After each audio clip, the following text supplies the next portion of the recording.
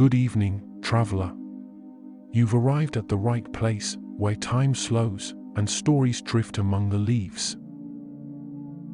Tonight, our words will follow the path of a king long forgotten, yet one who never ceased to keep watch.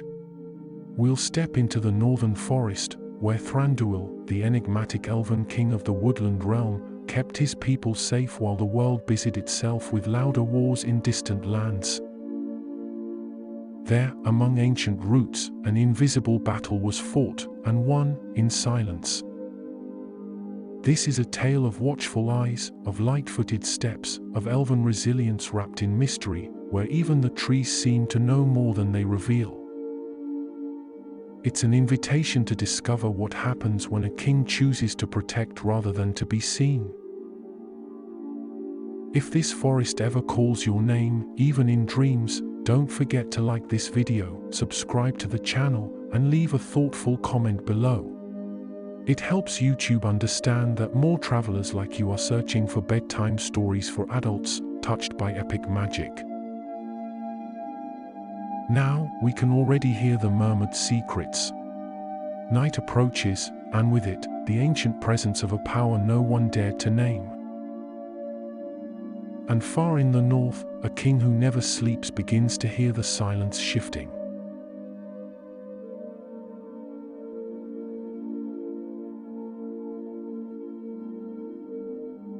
In the darkened heart of the forest, where the branches intertwined like fingers in a forgotten prayer, a nameless force stirred.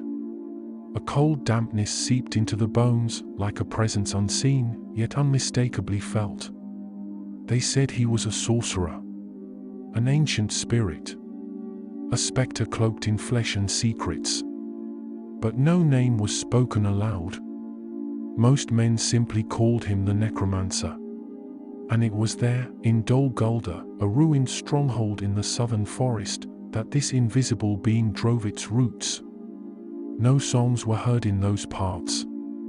The wind grew still as it crossed its walls, and even the wolves avoided its empty halls. At first, few paid attention. The wise from afar had more pressing matters. The councils of the free peoples always seemed too occupied deciding what not to do. But in the north, there were eyes that never slept. And there was a king who listened to what even the bards dared not sing. Thranduil, son of Orifer, king of the woodland elves of the northern Mirkwood, felt the change like an old scar beginning to burn again. He needed no proof. The ancient elves never do. A shift in the tone of silence among the leaves, the reluctance of roots to grow southward, or the simple fact that the deer no longer crossed certain paths, that was enough. There were no proclamations in his court. No war councils, no grand speeches. Thranduil was not a man of words, much less of panic. He favored wine over clamor, halls of living stone over the warmth of frenzied fires, and always believed that wisdom rhymed better with vigilance than with alliance. And so, while others waited for evil to bare its teeth, he was already feeling its breath. His archers began to patrol the hidden paths that bordered Dol Guldur. Silent as the trees themselves, they moved through the shadows with falcon eyes and leaf-light steps. No noticed visitor was ever seen again, and no shadow crossed the northern bounds without being struck by an arrow that flew without a sound. Those who knew him little, especially the ones fond of long assemblies in lofty halls, said Thranduil was vain, aloof, cold as the marble of his columns. And it was true that the king had a peculiar taste for crowns woven of leaves, for robes of pale silk, and a tone of voice that bordered on irony even in the gravest matters. But do not be deceived. Thranduil may have seemed distant, even careless, to the restless. But his mind was a shield. His silences were walls. And his apparent indifference concealed a conviction firmer than any sword raised in the name of glory. Above all, he was a protector. When his father, Orifer, marched beside Gil-galad in the last alliance, he did so with courage, yes, but also with haste. And the haste of elves can be as beautiful as autumn, and just as dangerous. Orifer fell at Dagorled, and Thranduil survived, crowned more in grief than in honor. Since then, he had learned that great deeds are rarely born of grand gestures, and that sometimes, to endure in silence is the most heroic act of all. And so, year after year, the Northern Realm kept its watch. Even when maps began to name the forest as Mirkwood, the halls of Thranduil still sang of leaves as they once had. Even when beasts fled the south, golden stags could still be found in the northern clearings. And even when the world forgot there was a king there, he remained steadfast as the roots of his land. Many came to see him as reclusive, others arrogant. Some even questioned his worth for not joining the wars of men or the alliances of the high elves. But Thranduil paid no mind to such whispers. He only listened to what mattered, the rustling of the trees, the breath of the soil, and the stillness of the sky. He was a king of the forest, not of borders or ambitions. He did not seek the sea. He craved neither the power of rings nor the splendor of cities carved from crystal. His glory was invisible, like the mist between branches, like the scent of earth after rain. And because of that, when the shadow grew, his realm never fell. The threat in Dol Guldur grew, yes, but never in peace. The dark messengers that ventured from the fortress were hunted before they could cross the woods. The twisted creatures that dared climb the northern valleys vanished like stones sinking into a deep lake. Thranduil never had to declare war, he fought it already, each day, in silence. Behind the hills that marked his land, there were paths no unclean foot ever trod. And the few who tried, well, they never learned the name of the king who stopped them. They only knew the whisper of an arrow, and the weight of a gaze that found them first. Yes, the forest was divided. But it was not broken. And there, where the shadows dared creep but never touched the upper canopy, Thranduil stood firm. Like a tree that bends with the wind, but whose roots never yield. And so, the Necromancer grew, but in the north, there was a king who did not sleep. And not even the forest's silence would be his ally, should he dare cross the invisible line where light still lived.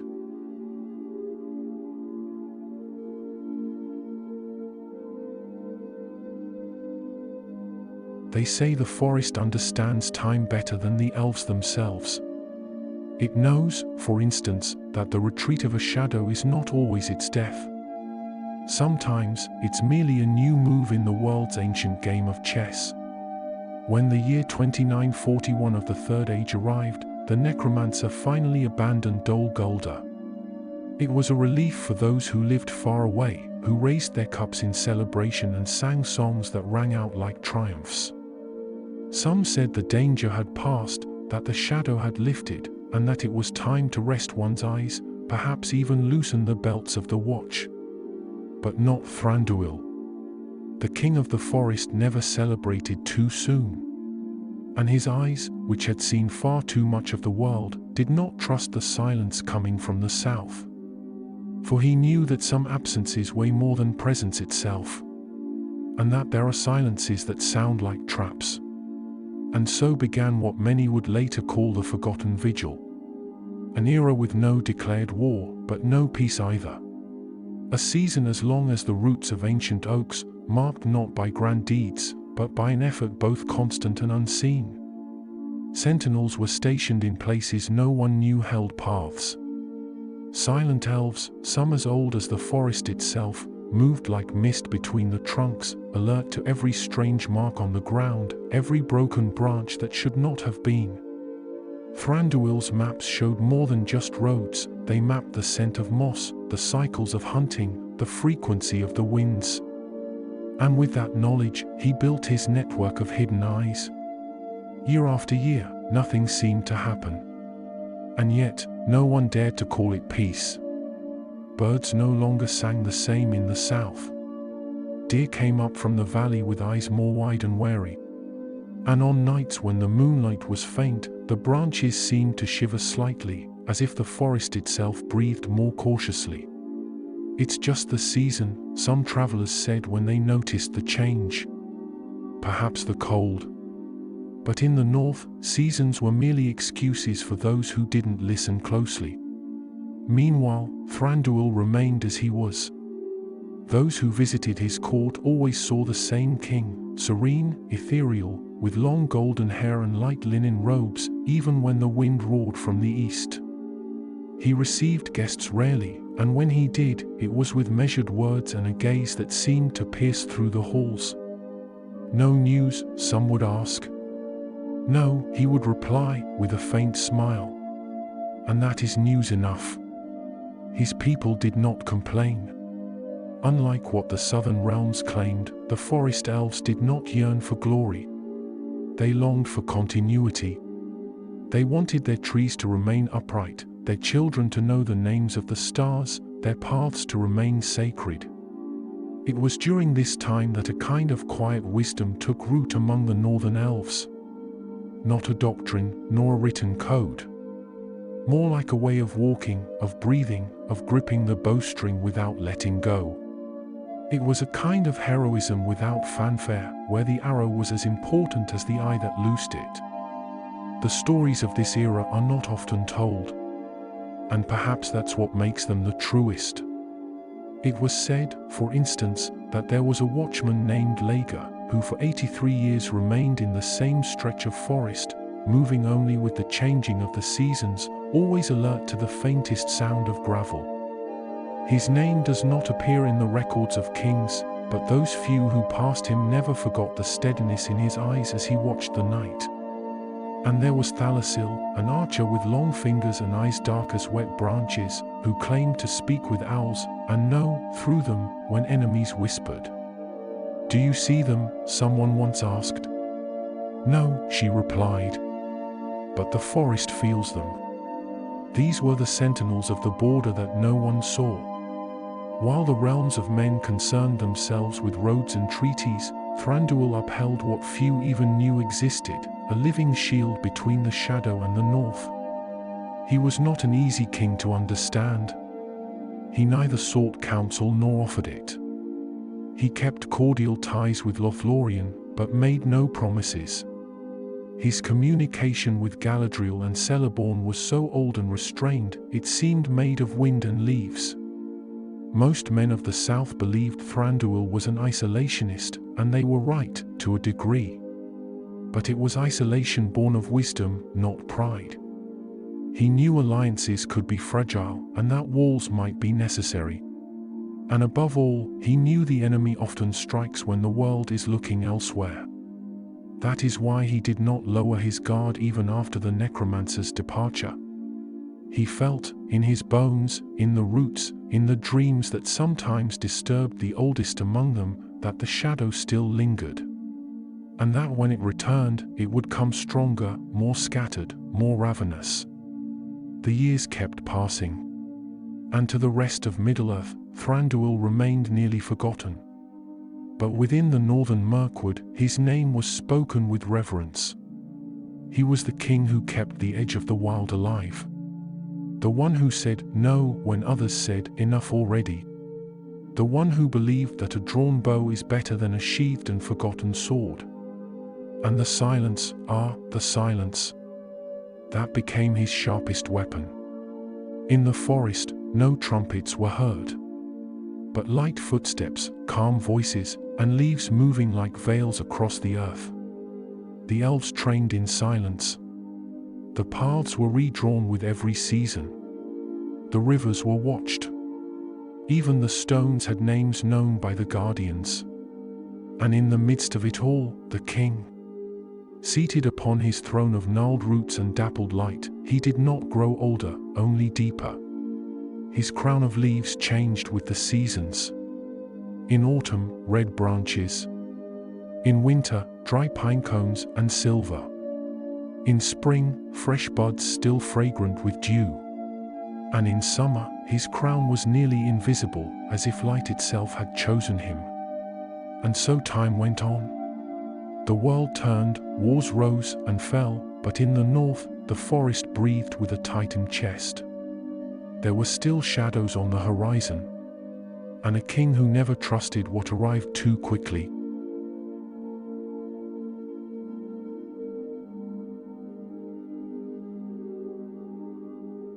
At the dawn of the year 3019 of the Third Age, when the eyes of the world turned to the south, to Gondor in flames, to the gates of Minas Tirith beneath a growing shadow, to the black banner fluttering over the Pelennor fields, few spared a thought for the forest.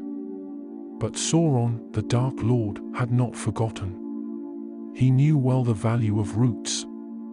He understood that no matter how vast his wall might be, it would remain incomplete so long as light endured in the north.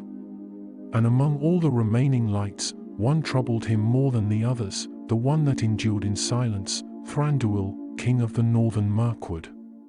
And so, while the towers in the south trembled, the attack came.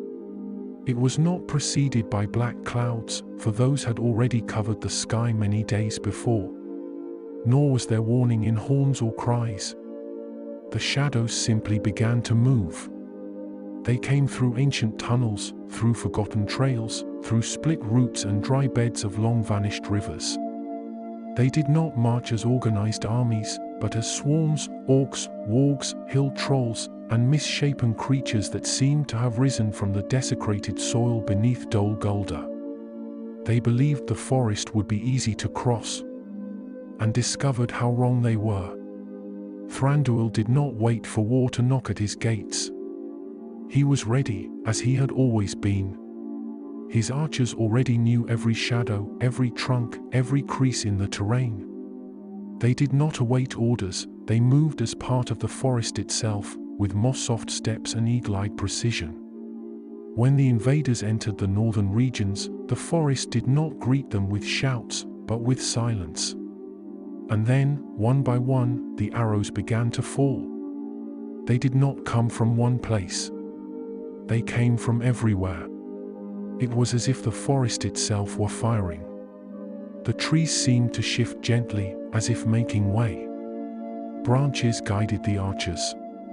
Roots snared enemy ankles. The streams murmured ancient secrets that confused the invaders. The forest had become a living defense. And at the heart of it all stood Thranduil, with his pale wooden bow and eyes of tempered steel, leading as no king had led in an age, from the front lines. He did not shout orders, only nodded his head or raised a hand. And the elves, as if reflections of his thought, responded with perfect precision. Those who lived to tell the tale spoke of a flash among the trees, where the elven king would appear alone, surrounded by enemies, and when he moved, it was as though he moved like a dance with death. His cloak flowed like smoke, and his blade was as fine as winter light. Many orcs laughed when told they would face woodland elves. Few lived long enough to laugh again. On one mountain path, the elves raised living barricades of thorns and tangled roots. The invaders who dared to cross them were swallowed by the green canopy above, and from their bodies, nothing remained but drifting ash. It was a war without drums. A war without banners. And yet, it was war. By the fall of the second full moon, the orcs were no longer advancing, only surviving. They tried to retreat, but the paths that had brought them there had vanished. The forest was no longer the same. It was as if every leaf had shifted place, as if the branches had rewritten the trails overnight. The siege became a trap. And the forest, the hunter. There were losses, yes. No people, however noble, bleed without cost. Many of the oldest elves fell, softly, without glory, as if they had been waiting for that moment for centuries. They died as they lived, in silence and in peace. Thranduil gathered some of the bodies himself. He was seen kneeling beside an old archer who had once served under his father, Orifer. He touched the elf's brow with 2 fingers and whispered something no one heard. Then he rose, not in fury, but with a serenity so deep that even the enemy hesitated to approach. By the end of the 3rd night, the remaining orcs fled. They were not pursued. Thranduil knew the forest would remember them. And that, should they ever return, it would receive them once more, in the same way. There was no celebration. The elves of the north did not sing of victory. They did not write poems about the battle. To them, it was merely another chapter in the vigil that had never ceased. Yet something had changed. For the first time in ages, Thranduil's name was whispered beyond the forest's edge.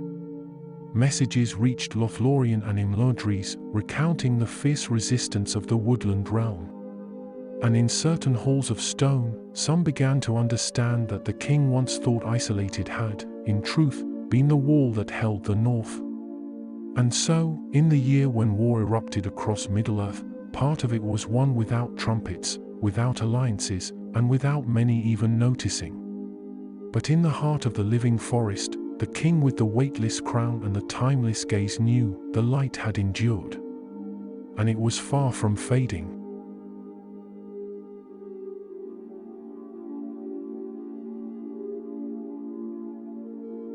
The enemy had fallen. When the One Ring was cast into the fire of its origin, and Barad-dûr split into shattered towers, the darkness that had spread for centuries began to retreat. And still, Dol Guldur stood.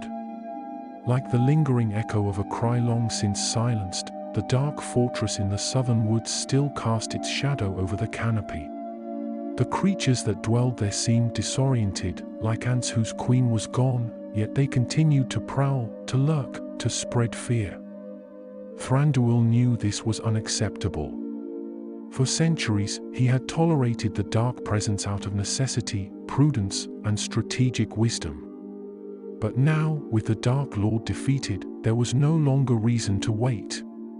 The silence that had protected him for so long now needed to give way to a final song, one of cleansing. It was then that two realms, distant for ages, walked side by side. Celeborn, Lord of Lothlorien, crossed the Anduin with his silver-clad wardens. At his side came spears of white branch, cloaks of mist, and eyes that knew the secrets whispered by leaves. They were elves of the east, of gold and song. On the other side, Thranduil led his archers like marching roots. They came lightly, yet unyielding. No banners, no drums. As the forest moves, beneath the earth, and through the wind. It was an ancient union, and yet, a rare one.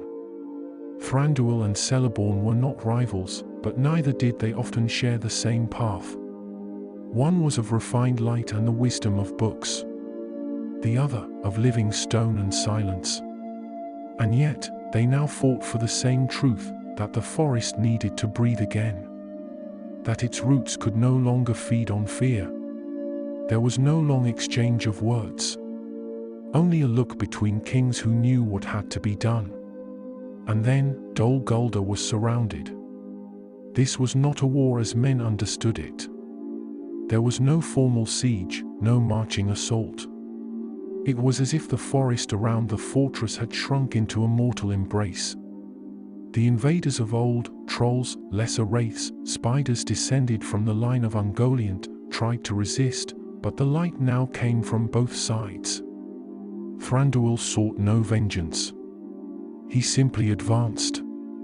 Every step he took was like a leaf falling in its time, inevitable, silent, fatal. And then Galadriel arrived. She came like the dawn tearing through the fog.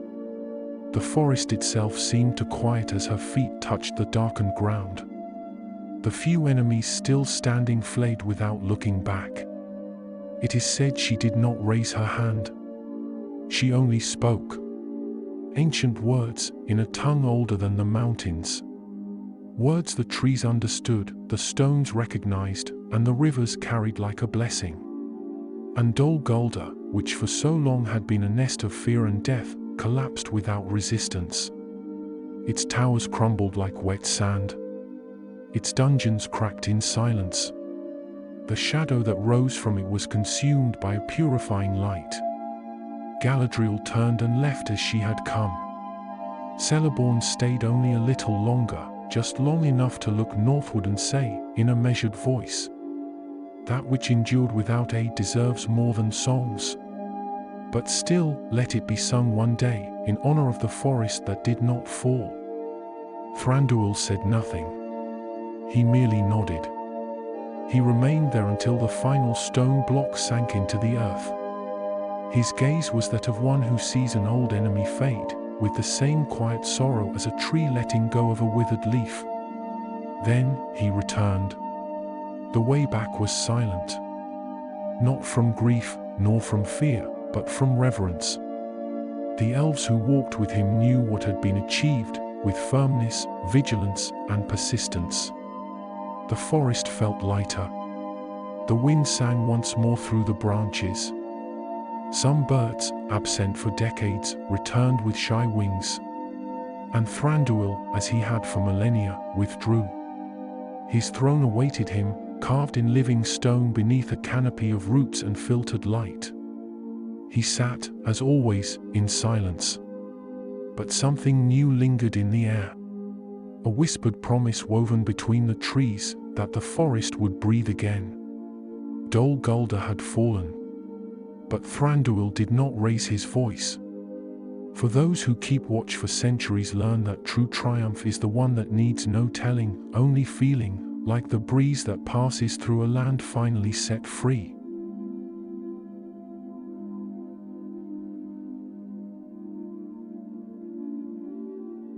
When the shadow finally faded, it did not leave a void, it left a silence. Not the same silence of watchfulness, nor the tense hush before a battle. It was a different silence. Like the one that lingers after a long rain. Like what remains in a field that has been sown, but not yet bloomed. The forest was breathing again, and the air was changed. What once was the woodland realm began to reveal itself as an ancient land returning to itself. The branches, once withdrawn, now stretched their tips outward. Light filtered through the leaves in ways it hadn't for ages. And the roots no longer trembled when touching the southern paths. That was when the names changed. Or perhaps, returned. Erin Las Galen, the forest of green leaves. So it came to be called. Celeborn, who had long dwelled in Lothlorien, chose to remain in part of the forest's southern lands. His presence was like a soft murmur in the bark of a young tree, steady yet subtle. Meanwhile, the northern portion of the forest, under Thranduil's watch, changed not just in name, but in rhythm. The elves of the north rebuilt what had been lost, not merely with stone or fences, but with names, with new beginnings. They named the forgotten glades, gave fresh words to ancient winds, restored the elvish names that fear had long silenced. Every tree, every turn in the path, every spring that ran anew, all received a name once more. For they knew that without names, even beauty could vanish. Thranduil, as expected, did not give a speech. When the elders gathered to establish the new order of the forest, he stood for a long time, gazing at the maps with the distant look of one who hears more than sees. Someone asked him, cautiously, if he wished to rename his kingdom now that the threat had passed. He raised an eyebrow slightly, as if weighing the absurdity of the question, and replied, "Why change what never fell?" And so, the northern forest remained as it always had. The elves who lived there became, more than ever, guardians of time. They taught the ancient names to the young, as inheritance. They sang songs with no refrain, composed only of long, drawn-out tones, like the way leaves drift in the summer breeze. No one said Thranduil was a renewed king. He was the same. In a world where everything seemed to crumble, where even elves began to speak of the sea with distant eyes, he remained. Like a tree that has witnessed more than words could ever hold, yet still stands firm. Many of the free peoples departed after Sauron's fall. They sailed beyond the great sea, toward the undying lands. Some left letters. Others, only memories. But the elves of the north, under Thranduil, remained. Not for lack of invitation, but by choice. They knew there was something sacred in staying, in rebuilding slowly, in preserving the names of those who had gone, and in making sure that the trees, once freed, would not forget those who had protected them. In that time, Thranduil was often seen walking alone through the paths bordering the former land of Dol Guldur. No escort. Just himself, his pale linen tunic, and a small dagger at his side, more a symbol of kingship than a weapon. He would pause at the places where his archers had fallen, where roots had burned, where fear once ruled. He touched the earth with his fingers, as if listening for the faint heartbeat of something ancient, buried far below. And then, he would rise and move on, saying nothing. Some of the younger elves began to say the king had become part of the forest. That the leaves changed color when he drew near. That the trees bowed slightly when his shadow touched them. Perhaps they were just stories. But even among the most skeptical, there was a shared sense that something in Thranduil had deepened. He, once accused of aloofness or distance, now seemed more present. As if his spirit had merged with the land he guarded. In the spring following the fall of Dol Guldur, a tree grew in the center of a clearing that had once held only shadow. No one planted it. No one watered it. Yet it grew swiftly, with branches reaching skyward like arms lifted in silent prayer, and leaves of a green almost golden. It was called Telionel, the memory that sprouts. And they say that, from time to time, Thranduil sits beneath its shade. He remains there, unmoving, eyes turned to the sky, as if listening to the wind whisper the stories that time tried to erase. For some things must be remembered, not in monuments, but in leaves. Not in triumphal songs, but in roots that refuse to forget. And Thranduil, the king who did not depart, became the guardian not only of a land, but of all the stories the world was about to abandon.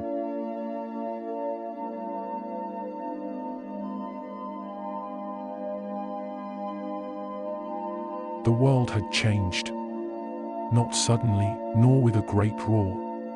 But like twilight gently draping itself over the treetops, first a tender gold, then violet, and at last, the starlit dark. The third age was coming to an end.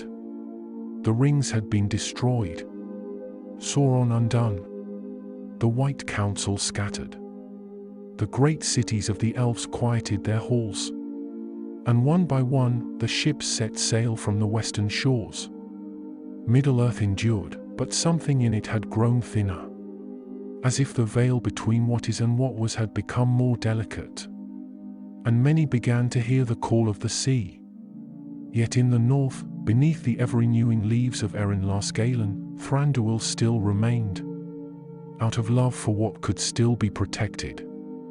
His realm echoed not with the songs of the sea, but with the sound of leaves rustling in the wind, with raindrops falling on ancient oaks, with the voices of elven children learning the names of stars, names that men had already forgotten. In those days, little was said of war. Silence had returned, now as a blessing.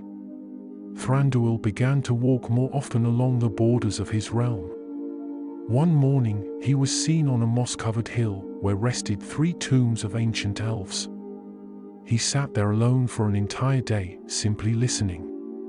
When night fell, he stood and told one of the guards, "The ones who departed are not gone. They are deeper in the earth." On another occasion, he paused before a gnarled oak that had withstood the fire from Dol Guldur. With his fingertips, he touched the charred bark and murmured, "Wounds that do not kill, become roots." He had never become more talkative. But his words now carried the weight of a fading age. Gradually, even the elves of his people began to leave. Some, children of his old counselors, longed for the sea. Others sought Imladri's or Lorien before they dimmed. And with each departure, Thranduil offered the same gesture, a slight nod, a word of blessing, and the promise that as long as he breathed, the forest would have a guardian. Men from the south began to venture farther north. They came with good intentions, yes, but also with ignorance. They spoke of treaties, of lands, of lines on maps they did not know how to draw. And Thranduil, hearing it all in silence, would sometimes smile. Not with disdain, but with the patience of one who has watched empires rise and dissolve like morning fog. When asked if he would meet with kings of men to discuss new forest borders, he replied, "Boundaries are for those who do not know the trees. I know them by name." And so, politics swept past him like wind between the leaves, present yet powerless. His people called him the last leaf. Not because he was old, but because he was the one still clinging to the branch when all others had let go. And like the leaf that refuses to fall before its time, he had become a symbol of the endurance of all that is old and good. There is no record of his death. No ship was seen carrying him westward. No tomb holds his bones. No farewell song was ever composed. There are only stories. Some say that, one day, he wandered alone into the forest, as he had in the old days. He took only his bow, his crown of autumn leaves, and a light tunic, as if going to visit the oldest roots of the world. And he never returned. Others claim he is still there, somewhere among the trees, hidden from the eyes of men, but seen by those who can still hear the forest. That his voice echoes in the rustle of leaves, that his steps still brush the highest boughs, and that deer follow him as a king who never left his throne. But this is the truth: Thranduil never departed because he never sought to. He was a king made of living stone and eternal leaves. A keeper of time, not the time of men, but of forests. And when the world moved on, he remained, like a root unseen that still holds the tree. And so, along the hidden trails of Erin Lasgalen, beneath the everlasting canopy of ancient green, lies the last silence of Thranduil, a presence that became earth, wind, and memory. A king who never sought songs, and so will never be forgotten.